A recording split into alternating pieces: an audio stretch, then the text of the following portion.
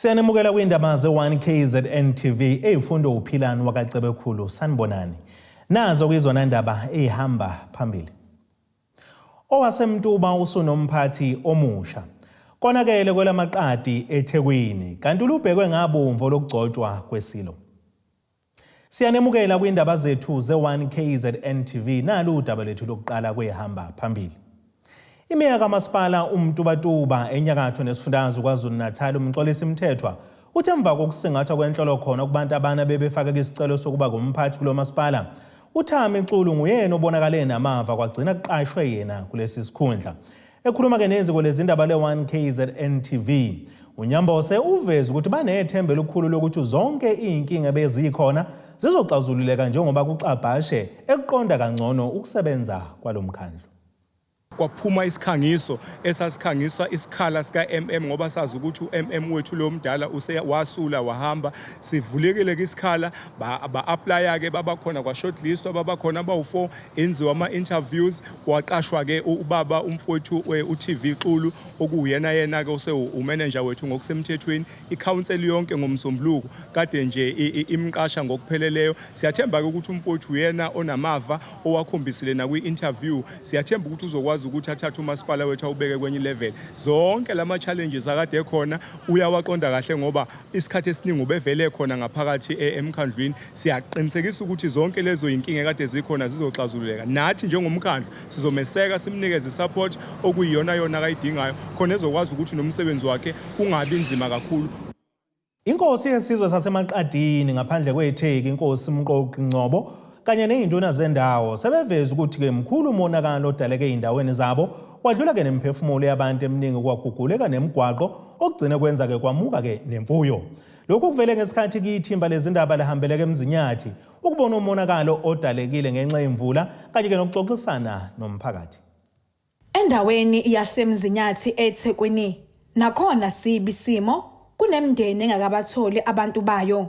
Izinduna zendawo namuhla siphume zonke ukusebenzisana nomphakathi ukukhuculula imigwaqo kanye nokuhambela imfula njengoba kumuke nemfuyo. Inkosi yendawo ithi sinzima isimo esehlele abantu baso. Lapho khona umndeni owodwa kufanele bawu10.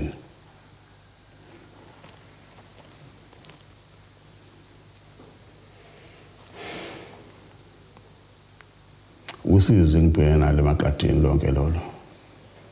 Engidinga ngikhumbula ngifikile lana KZN 1KZN sikhola ngama-bridge la anqamukele futhi nalelo bridge asikhuluma ngalo lisogujeni bese libaliqala ngiqhamukele futhi mhlambe ngisocela ukuthi nibakhiphe ochwepheshe bangempela ngizozama ama-bridge ibridge ekhizwe ngiqhamukele. Inkosi uNgcobo ibisinxusa abantu ukuthi balule isandla njengoba kukhona besephakamisa ukuthi bazongenelela ukwenza amalungiselelo emgcwabo. Amakhansela nabalona usizo esizweni ayakwazi ukuthi abhalisa abantu abalingelelwe, abhalisa abantu abafelwe bonke njalo ukuthembisa ukuthi lo khona ukuthiza bayokuthola abantu. Ngasho ukuthi ngibona kuphi. Kodwa ke mase kunje ngemiqiniso khona ukuqhamuka seqhamuka ngapha uzosushayelwa ucingo kathi cha sizofika lapho Nkosi ngo1 o'clock emini silethe ublanket esilethelwe nalo. Ngocela kubantu abeze eMaqadini beze ngokuthando bangezi ngoba sebe osomathubathizi bethola amathubathizi. Kumanje abanye abantu bakule ndawo bagcinwe ehholo lenkantolo yenkosi.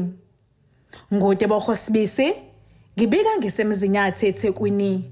Igugula egasele KwaZulu-Natal zishiya abantu abaningi bengenamakhaya. Abanye basemanzini, umphakathi waseNewtown eMachisini ukhala ngodaka olungena ezindlini oluhlangene nendle. Abathi sekukaningi bekhala ngalesi sigameko kodwa asishintshi isimo nakuba zifika izikhulu ezahlukahlukene. Umonakalo wenziwa ile mvula la awuqali nje ubona manje. Awuqali manje. Lo monakalo mhlambe ngicabanga ukuthi into eyaqala ngo2013 bele kwenzeka the same thing. Kufike abantu abaphethe nabenational sekubeka bafika la.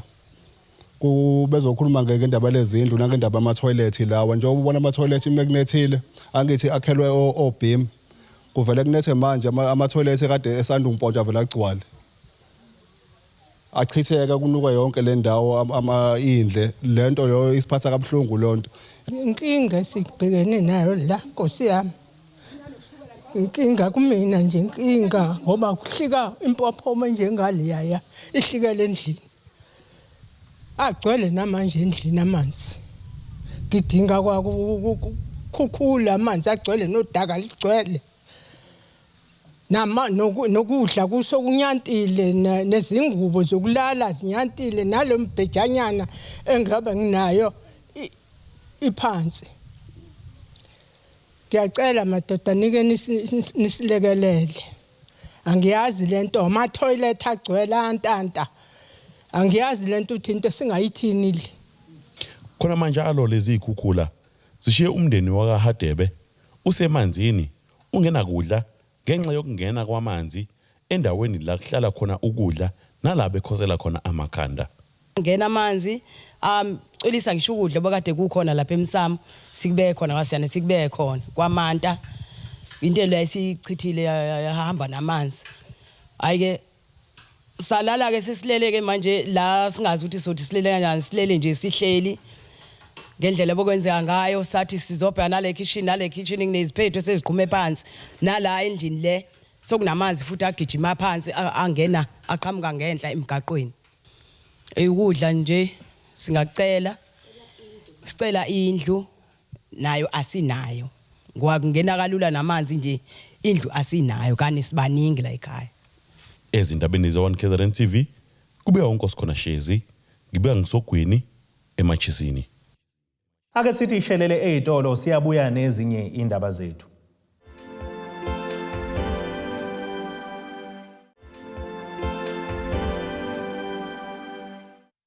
Asibonge siphinde sinamukele ngokubukela zona indaba ze1KZNTV indaba zethu ehamba phambili nazi Owasemtuba Usunomphathi omusha Konakele kwelamaqadi eThekwini kanti Lubhekwe Ngabomvu lokugcotshwa kwesilo Usuku lomhlazi ngama28 kuNhlaba kulindele ukuthi ke libeke inqopha mlando kwisizwe samaZulu kulonyaka lokho kulandela ukuba ke sekuqinisekisiwe ukuthi ngalolu suku ilona kusuku okuzogcotshwa ngalo isilo samabandla uMisuzulu kaZwelithini emva kwesikhathi eside kungahelezi umoya wokuthula nokuzwana endlunkulu kaZulu intatheli yethu yezikolezindaba usamkelisiwe Nqulunga ube nengxoxo ekhethekile nomhlaziyi ophinda beke isazi sezomlando Dr. Uzakhele Shamase wesikhungo semfundo ephakeme ongoye ukubheka nje kabanzi okungalindeleka ngalolu suku Dr. Shamase asikwamukele ohlelweni ngifisa sibhekela ngoba sibonile ngesonto ledlule isilo uMisuzulu nendlunkulu nje yonkana bebehlangene lapha nje wakade ke kunomkhehlo kanye nomembeso wakhe ke uNdlunkulu ukaMayisela ngabe ke lokho ke umcimbi okanje usibeke nje ngamafuphi ukuthi ngabe ke uchaza ukuthini lo mcimbi ubaluleke ngani futhi asikhumbule phela ukuthi isilo esihlalweni njengamanje besingakashadelwa ngakho ke fanele masiqambe siyogcotshwa sigcotshwe sesinondlunkulu waso ngakho ke kubaleke ukuthi ma ekhehla embesa sefanele manje sicacelweke ukuze mase siqambe siyothi ihlalo sobukhosi sigcotshwa ngokusemthethweni ebekhona uNdlunkulu futhi lokhu cishe kufana nokwenzeka umdlokombane ngale iminyaka yo70 ngoba nakwenzeka into cishe efana ukuthi mangabe sesithatha siyogcotshwa esebekwe ehlalweni ngokusemthethweni ebese khona uNdlunkulu kubaleke ngalokho ke lokho kwenzekile ukuthi uMayisela abekhona njengoNdlunkulu noma sasazi besevele sekhona kwaphuma amalobolo sakhumbula sibona inyosi yesilo umdletshe ehola ithimba elalo lobola ngintathakusa eNewcastle ngakho kusitshengisa ngokusobala ukuthi selidumile emasompeni ukuthi isilo sesigcotshwa ngosemthethweni asikwazi ukugcotshwa isilo siyimpohlo isilo fasigcotshwe isilo kuyisilo ehloniphekile esicacelwe ngoba sihola isizwe esikhulu esinamandla kakhulu emhlabeni wonke jikelele osibhenqa makhasana ke baveza ukuthi ke lo membeso kanye nomkhehlo kaNdlunkulu kaMayisela uyinkomba zokuthi ke sekusondela ukuthi usuku lomshado lwakhe kanye nesilo. Ngabe ke lezi ndaba singazikholwa noma nje inzwa bethi? Asikhole singananazi njengoba bese ngishilo eqeleni ukuthi umembeso nomkhehlo kusuke sokuyizigaba lezo ezandulela ukuthi kube khona umgcaco isilo sicacelo into ezoba khona lezo ngoba phela ngeke kufike umhla 28 May lo show ukuthi isilo sogcotshwa ngaso uqaqulwayo nomongameli usekumukele lokho so asikwazi ukufika lo suku lolesilo isilo sethu hayi isilo sagcina silobolile nje isilo sagcina sithumela ithimba kusiyambona noNdlunkulu usekhona emagcekeni awakhangela amankengane kodwa bengaba indaba enkulu le engakhuluma ngisho emaphepheni shona nabagxeki basibe bengasho ukuthi hawo silo sini lesi esagcina sizothoka olotsholo umshado umgcaco wawunini umshado waphuma nini ngoba phela siyawubona umkhehlo nomembeso kodwa phela awukacacela chaza khona uvele asingangabazi manje ukuthi kuzoba khona usuku la socacela khona isilo ebese sijabula kahle sonke njengozulu njengesizwe nabonke nazonke izizwe zakhela uZulu bangabe sesibusa sehlele ehlalweni. Okay, nomengameli ke Shamasa usememezelile ukuthi ingase kupheleni kwalenyanga isilo singase sigcotshwe. Ngabe ke yini le yenziwayo masekuthiwa kugcotshwa isilo? Magcotshwa isilo cishe kufana noma kugcotshwa umongameli wezwe. Ke bekhona uChief Justice, bekhona izifungo ezithathwayo. So nesilo ke naso asazi noma ke bekhona uJudge President waKwaZulu Natal noma ke bekhona uDeputy Judge President uMadondo. Kodwa nomongameli wezwe uqobe bekhona la isilo sobe sesisho ngempela ukuthi siyathatha lesihlalo yena futhi njengesilo uyayibophezela uzohola kahle isilo ukuthatha nje izifungo ngokwesati kamongameli nokwezomthetho. Kodwa ke kunalapha esibayeni laphana kusesibayeni fana nentombi mayeganwa thiwa ke hamba ke umfundisi esontweni makubuye esontweni seyesibayeni ke manje siyochelwa ngenyongo ukuze nenyanya zala ekhaya zimamukele ngoba uzozala la ekhaya uzokwandisa isizwe sala ekhaya. Ngakho ke naso ke silo ke sokwenza into njengaleso esibayeni ukuthi siphethe isizwe manje sizihlale sizinze kukusimisela ubona into ecishe ifane negama lesilo umisa uZulu uyomisa ngempela kuZulu esibayeni ngokwesiko ke manje lesintu. Ngaphambilini Shamasa sikhuluma nawe wako mention ukuthi ke kubizwa namanye amakhosi abekhona mhlambe ke usakulelo phuthu mhlambe kusicacisela ukuthi ke kwenziwa nini kanjani nje ubushilo ukuthi uyongena sesibayeni athwele nangenyongo.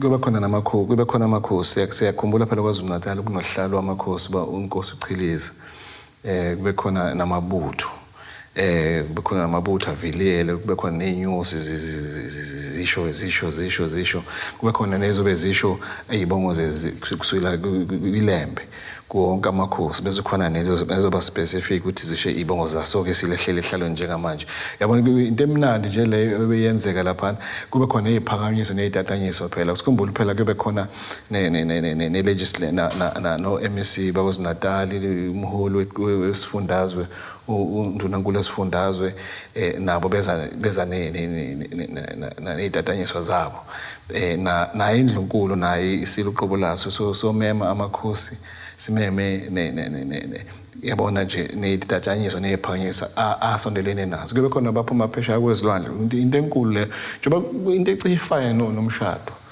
ufike kuyosontweni bese kuye esigcaweni into njengaleyo kwenza zonke into zakhona bese sebekwa ngokusemthethweni ukuthi uphethe ngokwesintu ke manje nangokwesiko. Okay, imimbiko kuveza ukuthi ke wona lo mcimbi ungase wendlele eThekwini abanye bawukhomba enyokeni singawulindela ukuthi ke lo mcimbi usingathwe kuphi. Ngeke sibone isibaye esikhulu kangaka esakhiwe ngamabutho sakhiwa amakhosi sakhiwa abantu uZulu nje wonke kwakhangela amankengane kuyiqeqese kuthiwa hayi ngeke kube khona lapho basenyokeni enyokeni kuvamise isile esikhotheme besenzela khona imicimbi njenge umkhosi omhlanga nemkhosi yonke imkhosi biyenzela khona kodwa ke manje la se turn around manje era ke manje isibaya sokugcotshwa inkosi kwakhangela amankengane so akwazi uba kwenye indawo ngaphandle kama uNdunankulu kaZulu ebikela isizwe ku section sekuguqukile kodwa ngokwazi kwethu na ukwazi ngokubona kumlando nokubuka isimo esenzakalayo uzoba kwakhangela amakengane mhlawumbe into yaseThekwini ingenzeka basho eMozambique la isilo sesithulelwa uZulu ke manje emva kwalowo mcimbi wakhangela amakengane sesithulwa kuZulu wonke ke manje sesi-address uZulu undunankulu kaZulu nondunankulu sifundazwe sebesithula ke isizwe manje isilo ke manje besithula kuZulu wonke la ngikholwa ukuthi kube uZulu abantu benganguzulu emakheni ngoba khonani angikholwa ukuthi nonyazi lobe lukhona namanaza akathe khona noZulu wonke khona amabutho hayi kube kucine ujumu ngalolu suku kodwa ke mhlambe ke ngenxa isimo seyimali nokungeyindleko nalelo ubhubhano olukhona ngenzeka ukuthi kube imicimbi ehlanganiswayo le ukuthi konke kwenzeke esibayeni mongameli nalokho kwesini mhlambe sengaba olunye usuku ke la kuyo njengokuMozambique la izo selivulelekile lonke ke mangasekho ukuthi ayifakani imfonyo fakani ukuthi ngoba uselikhululile umongameli izwe sekuphelile imithetho enhlekelele isimo senhlekelelo sesiqedile kodwa kuphela sekushelento ezincane ukuthi asifakeni imfonyo futhi qala ubusika manje khona nemikhuhlane nje hayi ukuthi kusuke kuyiCovid kuzoba nemikhuhlane nje nani okunovalo ukuthi ngahle phela kwiCovid kunamahemhem ukuthi ngaze ngahle libuye futhi angazi wave esingakana esingasurvive imbengani ngakafiki yalolu COVID kodwa ke angiyiboni indlela yokuthi kiwe umcimbi wonke uzoba seThekwini akwazi kwenzeka kwakhangela amakengane. Okay, Shamase sesiphetha ke mase sigcotshiwe kisilo mhlambe njengoZulu wonkana nje sihlangene yini esingayilindela nanokuthi ke khona laba kade bevele bephikisa isilo ngaphambilini singalindelani lapho isilo sesigcotshiwe. Isilo sesibonile ikhathi eziningana ukuthi sihlaniphe indlela ongakazi uyibone sinobuhlakani oqakile ungasithathi kancane ngoba ubonile lapha eNewcastle emkhehlweni nakumembezo makufika wababingelela bonke ondlunkulu nakuye umntwana uThemba afika sasa ebengelela nje kahle leyo nto leyo kumuntu uhlale ubukela nje ukuthi uyabona ukuthi ubuhlakani obukhulu la ngoba omunye bezowencimva athi hayi angize ngibingeleli wena ngithi uphikisana nami cha wasavele sayithoba ngoba sinenhlonipho siyithobile sihlakaniphile ukuchaza khona ukuthi singalindela ukuthi isizwe siholwe ngobuqotho kube khona ukubuyisana kwangempela futhi ke sinenhlanhla ke kusona ngoba senganywe amadoda anobuhlakani undunankulu kaZulu nabaholi besifundazwe abaholi bezomdabu ngoba phela sithi ukuthi abaholi bendabuko ngoba sihlonipha umntwana wendabuko sithi abaholi bomdabu bazobe basingongile sine support yamabutho sine support kaZulu wonke sizohola uZulu futhi sasho sathi sizonoholela lapha enifuna ukuthi siniholele khona uyabona ukuthi umuntu lo ongasiyona idictator ongasiyi-despot ozolalela ukuthi sithini isizwe athina amakhosi ufuna ukuthi i-direction yengaphi bese esiholela lapho-ke. Okay, siyabonga Shamase kakhulu ngesikhathi sakho. Siyabonga. Ake sibheke isimo sezulu.